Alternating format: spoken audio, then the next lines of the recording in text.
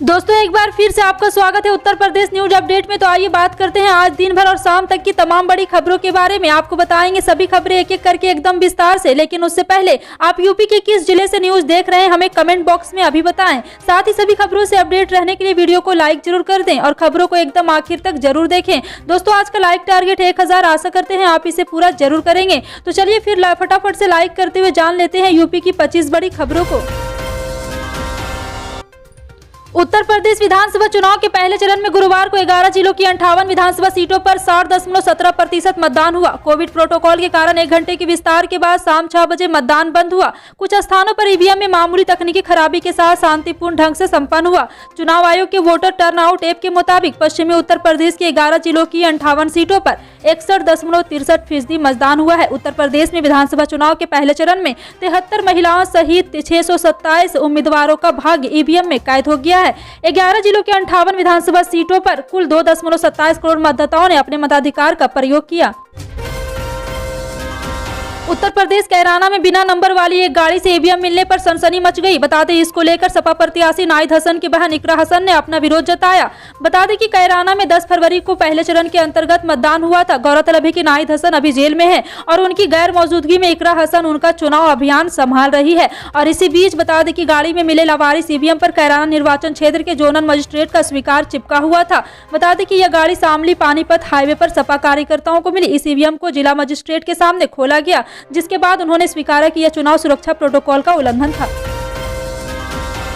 अखिलेश यादव ने भाजपा पर निशाना साधते हुए कहा है कि यह अन्यायी सरकार है, झूठी सरकार है, इनके नेता झूठे हैं। बड़े नेता ने तो पहले ही छोटे नेता को पैदल कर दिया। जब छोटे नेताओं को गुस्सा आया तो उसने एक उप मुख्यमंत्री को स्टूल पर बैठा दिया और ज्यादा गुस्सा आया तो घोषणा पत्र में उनकी फोटो हटा दी। स्टूल वाले उप मुख्यमंत्री अपने समाज को कोई हक और सम्मान नहीं दिला सकते हैं।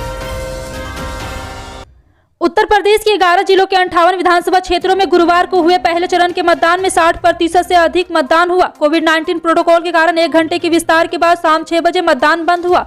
चुनाव अधिकारियों ने कहा कि कुछ स्थानों पर ईवीएम में मामूली तकनीकी खराबी के साथ शांतिपूर्ण मतदान हुआ। समाजवादी पार्टी के इस आरोप पर कैराना की विधानसभा क्षेत्र के दुंडूखेड़ा गाँव में गरीब मतदाताओं को अपने मताधिकार का प्रयोग नहीं करने दिया गया। अधिकारी ने कहा कि संबंधित जिला मजिस्ट्रेट को मामले को देखने के लिए कहा गया। चुनाव आयोग की रिपोर्ट में कहा गया है कि आगरा में 60.33%, अलीगढ़ में 60.49%, बागपत में 61.35%, बुलंदशहर में 60.52%, गौतम बुद्ध नगर मथुरा की एक रिपोर्ट के अनुसार सुबह घने कोहरे के कारण मतदाता धीमा दिखाई दिया, लेकिन दिन के दौरान दृश्यता में सुधार होने के कारण इसमें तेजी आई। हालांकि रालोद प्रमुख जयंत चौधरी अपना वोट डालने के लिए समय पर मतदान केंद्र पर नहीं पहुंच सके क्योंकि वह प्रचार कर रहे थे। उनकी पत्नी चारू चौधरी ने मथुरा में अपने मताधिकार का प्रयोग किया। मथुरा के जिला चुनाव अधिकारी नवनीत सिंह चहल ने कहा है कि चुनाव के दौरान कोई अप्रिय घटना नहीं हुई। कोविड-19 के मानदंडों का सख्ती से पालन किया गया। उत्तर प्रदेश में एक्सप्रेसवे का जाल बिछाने की योजना है। राज्य के पहले से ही कई एक्सप्रेसवे पर वाहनों का परिचालन हो रहा है। अब उत्तर प्रदेश में 4 नए एक्सप्रेसवे बनाने की योजना है। इस सभी हाई स्पीड रोड का निर्माण कार्य पूरा होने के बाद यूपी से पश्चिम बंगाल, बिहार और नेपाल जाना काफी आसान हो जाएगा। यूं तो इन सभी जगहों पर सड़क मार्ग से जाने के लिए रोड है, लेकिन एक्सप्रेसवे के अभाव में आवागमन में काफी समय लग जाता है। इसके साथ ही प्रदेश की राजधानी लखनऊ से औद्योगिक नगरी कानपुर तक भी एक्सप्रेसवे बनाने की योजना है। बजट में उत्तर प्रदेश में नए एक्सप्रेसवे का प्रावधान होने के बाद इन परियोजनाओं पर जल्द ही काम शुरू होने की उम्मीद जताई जा रही है। चारों एक्सप्रेसवे के निर्माण पर हजारों करोड़ रुपए का खर्चाओं की उम्मीद है। पश्चिमी उत्तर प्रदेश में तमाम सियासी कोशिशें वोटों का बिखराव नहीं रोक सकी। इस बार पुराने और सुरक्षित किलों में भी सेंध लगी है। कोई आश्चर्य नहीं है कि पुरानी परंपरागत और हॉट सीटों का परिणाम चौंकाने वाले निकले। यह दावा सियासी गलियारों में भी हो रहा है। वोटों के बिखराव में भाजपा से लेकर सपा रालोद गठबंधन भी फंसा है। कौन बंटा और कौन खिला के बीच पश्चिमी यूपी के चुनाव की पहली जंग मतदान के साथ गुरुवार को पूरी हो गई। मतदान के बाद सियासी गलियारों में इस बात का नफा नुकसान लगाया जाता रहा कि कौन कहां चला। सबसे बड़ा सवाल जाट मतदाताओं को लेकर था। रालोद के साथ आने के बाद गठबंधन यह दावा कर रहा है कि इस समाज का वोट उसको ही मिलेगा। मतदान के बाद भाजपा ने दावा किया है कि इस समाज ने सुरक्षा के नाम पर उसको भी बहुतायत के नाम पर वोट किया है। वोटों का बिखराव सभी जगह हुआ है। उत्तराखंड के अल्मोड़ा में प्रधानमंत्री नरेंद्र मोदी ने कहा है कि उत्तर प्रदेश में कल पहले चरण के मतदान में भाजपा के लिए जबरदस्त उत्साह का वातावरण रहा।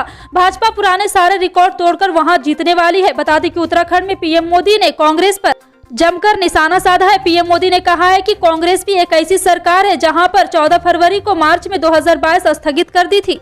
भाजपा ने यह भी कहा है कि कांग्रेस सब में डालो फूट और मिलकर करो लूट की नीति का काम करती है। वहीं बजट सत्र 2022 के पहले भाग का आज समापन हो गया है। इसी के साथ राज्यसभा की कार्यवाही अब 14 मार्च 2022 तक के लिए स्थगित कर दी गई है। मुख्य चिकित्सा अधिकारी डॉक्टर ए.के. रावत ने बताया है कि गुरुवार को 60 वर्षीय बुजुर्ग समेत कुल 11 लोग कोरोना संक्रमित पाए गए हैं, जिसमें मुस्कुरा क्षेत्र के 4 लोग, मसगांवा के 2 लोग, बासौट के 1, सिवानी डेरा के 1, भुलसी का 1, खरदेवी के गांव का 1 तथा नई बस्ती निवासी 1 युवक कोरोना संक्रमित पाया गया है। सभी संक्रमितों को होम आइसोलेट कर स्वास्थ्य विभाग की टीम ने द्वारा दवा का उपलब्ध करा दी गई है। ज्ञान यज्ञ समाप्त का शुभारंभ भी किया जा रहा है।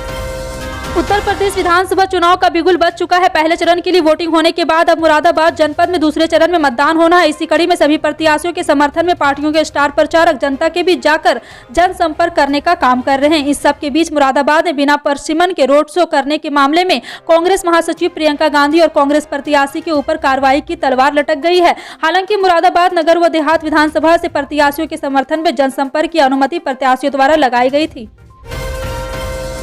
उत्तर प्रदेश के बरेली जिले में समाजवादी पार्टी के राष्ट्रीय अध्यक्ष, प्रमुख एवं पूर्व मुख्यमंत्री अखिलेश यादव 12 फरवरी को रोड शो करेंगे। उनके कार्यक्रम की जानकारी पार्टी नेताओं को दे दी गई है। बरेली में 14 फरवरी को मतदान है, जिसके चलते 12 फरवरी की शाम 5 बजे के बाद प्रत्याशियों का चुनाव प्रचार बंद हो जाएगा। इसी के साथ दोस्तों आज के यूपी की ताज़ा और बड़ी खबरों में अब तक के लिए इतना ही। अभी तक वीडियो को लाइक नहीं किए तो लाइक करें और वीडियो को ज्यादा से ज्यादा लोगों में शेयर करें। यूपी की ऐसे ही ताज़ा अपडेट के लिए सब्सक्राइब कर बगल में घंटी के निशान को जरूर दबा लें। खबरों को अंत तक देखने के लिए धन्यवाद।